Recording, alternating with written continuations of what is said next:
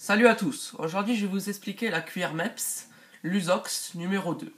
Alors c'est une cuillère que je connais quand même assez bien, une cuillère que je pêche assez souvent. C'est une cuillère qu'on a tendance à délaisser parce qu'on a pas mal d'autres leurres très innovants on va dire. Mais je vais quand même vous expliquer cette cuillère là qui est ma foi vraiment très très bonne et vous dire quelques petits conseils, quelques petites astuces et pourquoi pas quelques animations. Bon.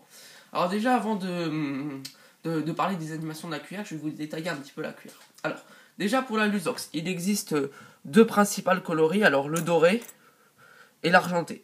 Alors normalement l'argenté est à utiliser par exemple quand il y a du soleil et la dorée quand le ciel est gris. Honnêtement je trouve pas que ça change réellement quelque chose et les deux marchent aussi très bien. Voilà, alors maintenant vous allez avoir, comment dire, avec un avançon qui fait généralement 10 grammes. Moi j'ai des numéros 2 donc l'avançon fait 10 grammes. Parce qu'on a tendance à avoir un peu de mal à lancer ses cuillères et l'avançon ça aide à pouvoir lancer mieux et pour pêcher un peu plus profond. Donc ça c'est vendu avec, vous aurez ça avec.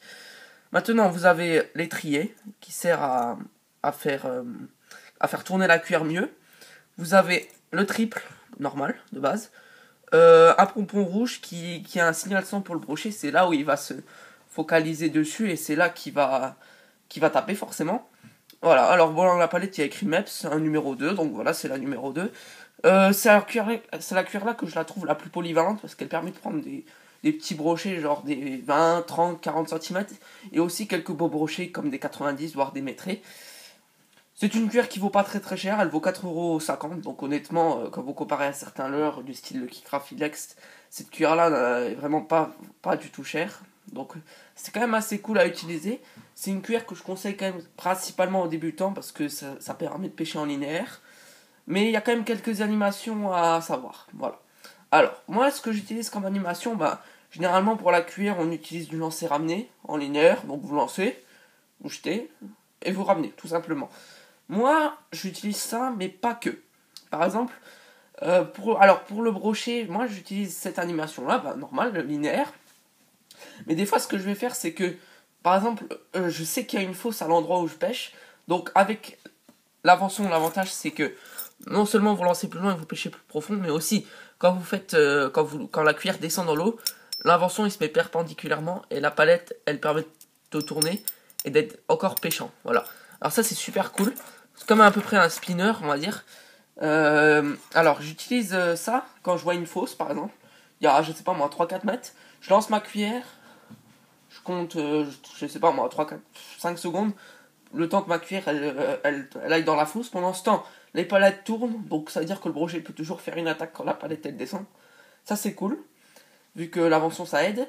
Je ramène tout doucement, et puis voilà, ça ressemble un peu à une animation d'un spinner. Ça c'est une animation qui fonctionne quand il y a une fosse, c'est toujours cool.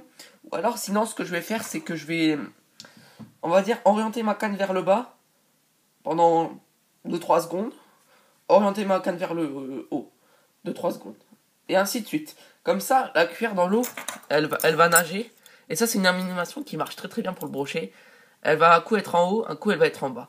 Et en fait, le brochet, il va croire que ça c'est la cuillère. Il va croire que le poisson cherche à s'enfuir et un coup vers le bas, un coup vers le haut parce qu'il a peur de lui. Et ça, c'est une animation qui énerve vraiment les brochets et qui même peut faire décoller les brochets actifs, les brochets pas actifs du fond. Voilà. C'est l'animation que je vous conseille. Bien sûr, le linéaire marche aussi très bien. Voilà. Alors, pour parler des points négatifs, des bons points et des mauvais points. Moi, honnêtement, comme bon point, déjà, le prix, 4,50€, quand vous comparez à certains leurres, on peut vraiment dire que c'est vraiment pas cher. Voilà, le prix. Facile d'animation, voilà. Aussi bien pour les débutants que même pour les confirmés, voilà. Vous utilisez cette cuillère-là aussi bien même si vous êtes débutant ou confirmé. Donc c'est quand même relativement sympa. Après, comme autre point, je vous vois pas. Hein. Je veux dire, c'est une cuillère qui peut sauver une bredouille facilement et qui est franchement super facile à utiliser. Après, comme point négatif, alors ça pas vraiment un point négatif, mais on va dire que là, vous voyez, j'ai pris quand même quelques brochets avec un peu celle-ci aussi, la dorée, l'argentée. Elle marque un peu vite au niveau des dents des brochets. Après, la cuillère continue à être efficace, donc c'est pas vraiment un point négatif. Voilà. Voilà. Après, je vois pas d'autres points négatifs. Hein. C'est une cuillère qui tourne bien, qui est facile d'utilisation et que je vous conseille parce qu'elle est vraiment... c'est un leurre qu'on a tendance à délaisser, mais honnêtement, je peux vous dire, testez ça et... Bah testez tout simplement et vous verrez les résultats. Ça marche très très très bien et c'est pas vraiment cher. Voilà. Voilà, j'avais envie de vous expliquer c'est une cuillère parce que c'est un leurre que je connais quand même relativement bien et que j'utilise très souvent. Donc voilà. Allez, sur ce, je vous dis au revoir. Salut.